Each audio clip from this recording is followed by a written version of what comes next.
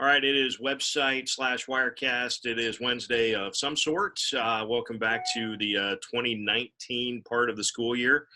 And we're kind of all over the place. We're actually Sarah and I are in Seward right now, getting them set up as a new Strive school. But Alyssa is with us to talk about websites. That has been her role, actually, her new role with Strive. And Alyssa, there's a lot of different things that school websites can be. So I know you've written a little bit about this. So there are some key points that we think school websites should have. So I'll let you take it from here.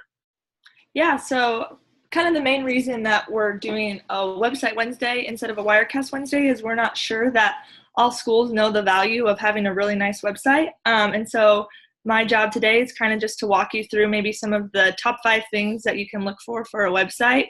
And then you can just keep your eye out in the next coming weeks. We're going to talk about the top 10 things you can do to make your website look better. And then we're doing just a series of writing for websites.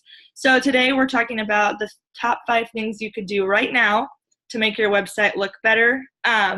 So a lot of people don't think that school websites are utilized as much as they are, but I know from past experience and my parents' experience that a school website that has a high functionality can really be of value to the community and to students and to parents and to staff. So we're just going to kind of break it down into 5 points, and then I can take questions. You can email me questions, so we'll just get started. So one of the first things that a lot of people look at when you go to a website is a menu. That's just your top navigation, and it usually has all the information about the districts, about the schools, about parents and students and teachers. But what a lot of people don't realize is menus can become very disorganized very quickly. There's just so much content that you can dump into a menu that sometimes it maybe gets put in a place that doesn't make a lot of sense. Old content sometimes doesn't get taken out. There's just a lot that can get put in there. So to keep it organized and very clean and simple is definitely one of the things I would recommend most. Another thing that's really important about menus is that they're easy to navigate. So what I would recommend is having just one menu that it goes across the top of your homepage. That way, all the information that a person might need to look at is in one place, and it's always there, and it always looks the same. It just gets really messy if you have a header menu and a main menu, and then there's a menu down the side. And a lot of the times that information overlaps or can be condensed into one page. So it's just really important that it's organized and that it's simple. I'm going to say those words over and over again just because I feel like that's something that kind of gets lost with all the information a school has to share. And then the other thing about a menu is that it should just be your need to know information. You don't need to have 50 links to all these different websites when you could just have one page that says links and there's a list on a page. Having lots of drop-down menus and pop-outs and side menus sometimes makes it hard for the mouse to get to the right one, and it can take a long time to get what you actually need. And I've also had experience where if the menu's too big, it won't fit on the screen exactly the way you want it to. And so then you've got some hangover on the side that you can't click on, that's not accessible. And it just can kind of get messy and hard to read. So just to recap, a good menu just is clean and organized and has your need to know information. So the second most important thing is your homepage. Obviously, this is the first thing people see, and first impressions do matter. So one of the things I like to think about when I design a homepage is that it tells the school's story. So I really like to incorporate logos. I like to incorporate updated colors and updated school photos. It's a great place to put the school's mission and vision statement too, just so that that's the first thing people see when they log on, because I'm not a parent, but if I was, it would be awesome to log on to a website, see the school, and look at their mission and vision statement and be like, oh, if I'm moving to this district, it's nice to know that there's a school in the area that has the same values that I do. So there's a lot of things you can do to tell a school story. You can have pictures, and you can have blog posts, and you can have social media.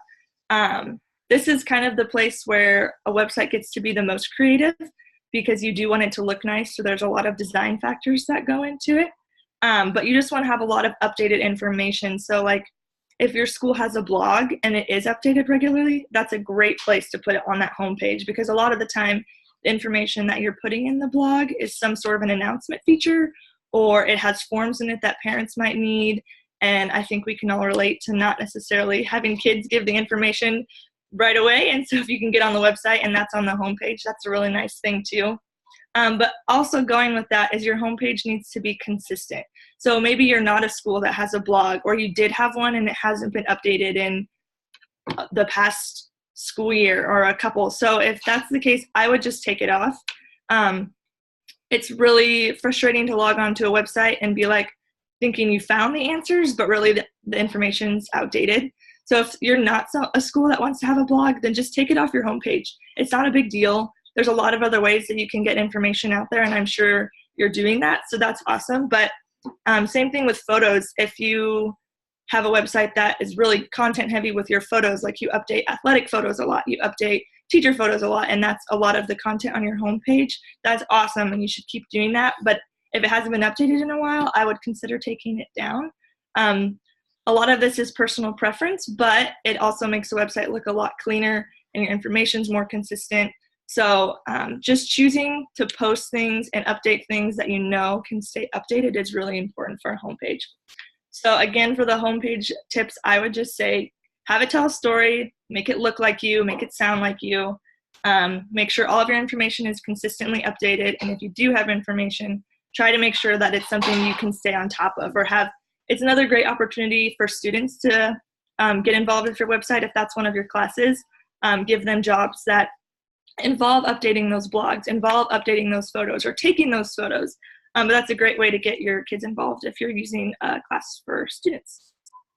So then the third point is cleaning up old pages. So kind of going back to the homepage thing about keeping your information consistent.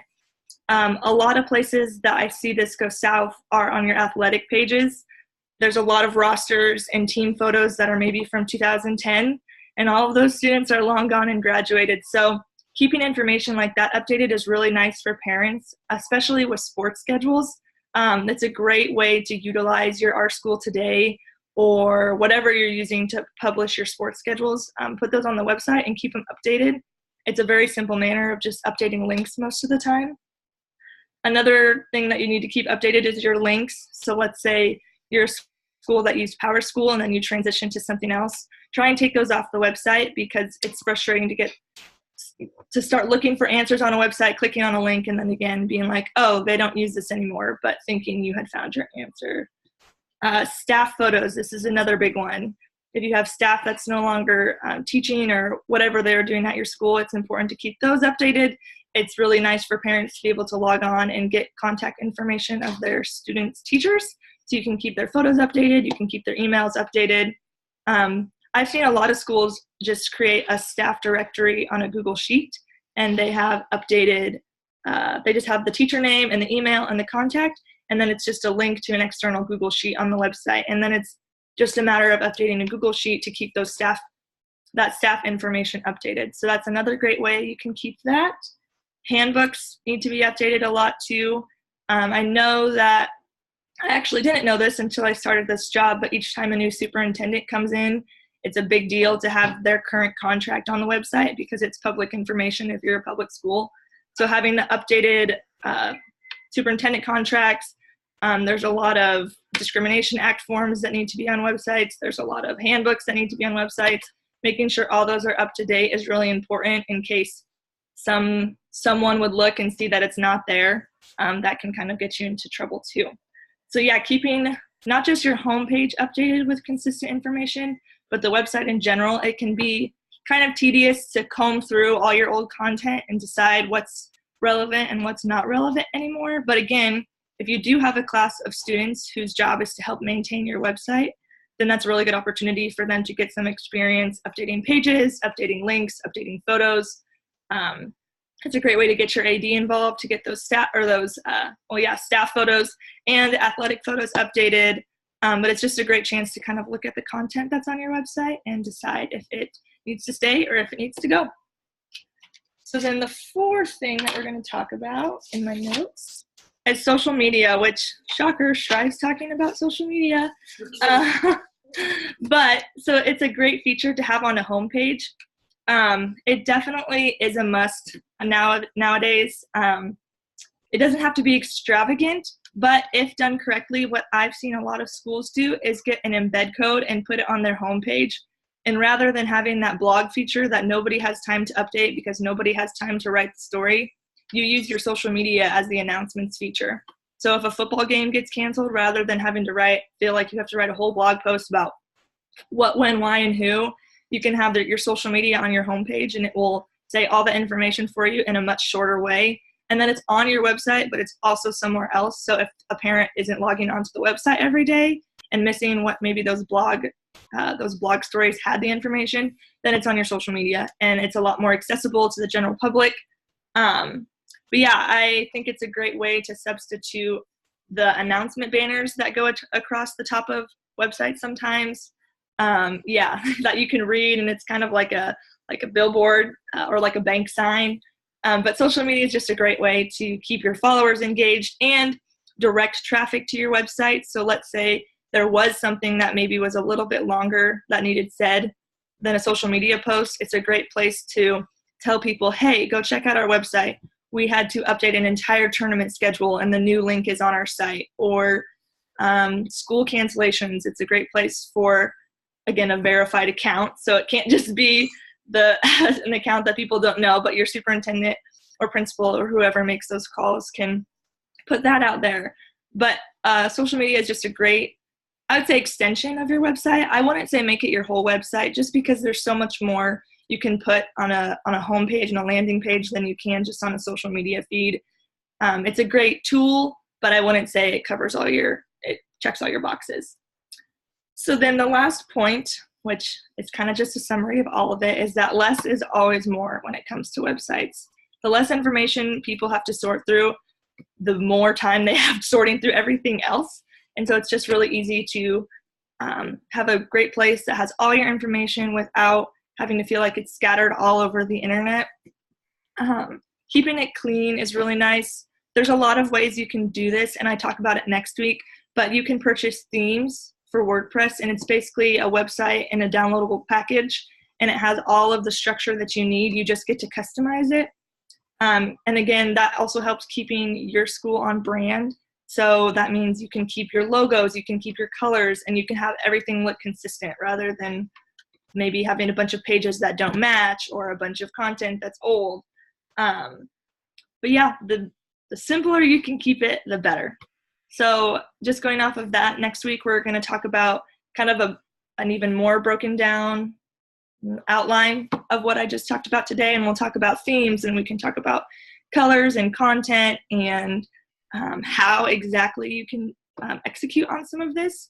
But that's all I've got for this week, so I hope I'm able to talk to you guys next week about the 10 ways you can also improve your website. Putting my Wirecast Wednesdays to shame. Thank you. That was way more organized than I am, Graham. One thing, I guess, if I can piggyback on what Alyssa said a little bit, when I go to a school website, as a parent and also as a media person, maybe trying to find an email for a coach or something like that, the search function, when Alyssa was talking about, cleaning up old pages, it is amazing. If you go to search for an email for a coach on a school website, it is amazing how often you pull up stuff from 2009 or 2010, and that's the first thing that gets updated, because since then nothing has been updated on that coach. Well, sure, we know that coach has been there forever, but I still need that email. So and with the athletic stuff, that's a big deal. People do click on that stuff. And simple is good. I love that. That's probably the best thing in there. So, Sarah, you want to talk about Summit? Yep, It's coming I have up. a few things to share. Coming up on the 28th. Let's unpin Alyssa, and let's pin Sarah. Okay. First of all, yeah. Ooh, go Cubs! Fly that W. Sorry. No. I panicked. But no, that was really great, Alyssa. I feel like I don't know a lot about websites at all. That's why we have a great person who does that. But I feel like the first thing I do when I go to a website is I'm quick to judge. I'm guilty. I'm like, this is messy. Like, I can't figure this out. Now I'm just frustrated. So another reason to make, if you're like me and you get frustrated easily when things aren't clean and tidy, to get a website. Anyway. Summit. Yeah, Summit. Okay. Summit time. So January 28th, that's not this next Monday, but the next, we are having Professor John Streeter and Scribe alumni Jeff Ekstrom and Alec Rome, who are now freshmen at UNL in the J School doing sports broadcasting things. They have great opportunities in broadcasting around Lincoln. They have internships with Nation, and pretty much just kicking butt at life. Are going to be speaking, and so we have quite a few people signed up already. We would like to welcome more. There's still a lot of room. We can have about 70 people. I think we've got about 30, 35 coming now. There will be hot chocolate. They're going to share their story. They're going to talk about what it's like to be a storyteller today, but they're also going to share the opportunities that they took in high school, that teachers presented to them, that they took, which led them to where they are now. So it'll be great for students to come and learn from them, and you can chat with them afterwards. Great way to network, and teachers, same, and to maybe create more opportunities in your classroom for your students. So we will be live streaming the event. So fear not if the weather is bad or you can't make it. Weather will be great. It'll be fine. So yes, tune into the live stream, of course, but we'd love to have you in person in Lincoln at the Barnyard. It starts at 9 a.m. or is it 9:30? I believe it's 9. It's 9. And we have a tour at 9:30 tomorrow. I need coffee. And so it'll be about 9 to 11. So you can stick around in the Haymarket and grab lunch afterwards if you want. It's always great to come to Lincoln. So I believe that's all I have for Summit. StriveU Academy, that was another thing in the weekly email. The application is still open. Technically it closes this Sunday, but I'm pretty generous and we'd love to have more students there. So teachers and your kids are wanting to create content, audio, video, written, and design. So we want anybody that's just passionate about learning more and connecting with students and getting more repetition. So yeah, you get to come with us to the event and put your skills to the test. So I believe that's all I have as of right now. Summit, January 28th, and StriveU Academy. Students sign up. Teachers, let your students know. We have a lot of underclassmen already this next semester, lots of freshmen and sophomores. So anybody is welcome. Very cool. I have one thing because I don't need to talk the whole time. I want to say thank you to all of the schools that have taken it upon themselves to stream more wrestling this year. I got an email last week from Rob Sanders. Rob writes for NEWrestle.com, covering high school and college wrestling in the state. He's an assistant wrestling coach at Nebraska Wesleyan. The guy is very plugged in, and he has noticed that this year especially there have been a lot of high-profile dual wrestling matches that have been streamed. Kearney and Lincoln East come to mind. I think Gothenburg had a triangular the other night. High Plains streamed the finals of the High Plains Invite. So some really cool wrestling things that have happened lately. That wrestling community, I will say, is highly, highly passionate about their sport and activity. Girls wrestling in the state of Nebraska is about to be a thing, more than likely. And so there's lots of positive things coming out of the sport of wrestling. And so I want to thank the schools that have taken it upon themselves to stream more of their events. I just wanted to pass on that is being noticed, and that is very cool. So I wanted to say thank you to those schools who have done that. And if you have any other questions about streaming wrestling or basketball or streaming anything, have a fun event coming up that you think you want to stream. I love talking about fun events and how can you stream it? How can you make it look cool? How can you kind of get in the information and make it look right? Would love to talk with you about stuff like that. So if you got a website thing, contact Alyssa. If you got a StriveU thing, contact Sarah, and I'll do the stream stuff. And if you want to take a photo, email Ben. I think we just got an email from somebody that wants to take a photo, actually. So that's the team. That's what we do. So thanks to Alyssa. She'll be back next week for Website Wednesdays for any more questions that you got for her between now and then. So we will part ways for this week, and the recording will be up. So we'll catch you later.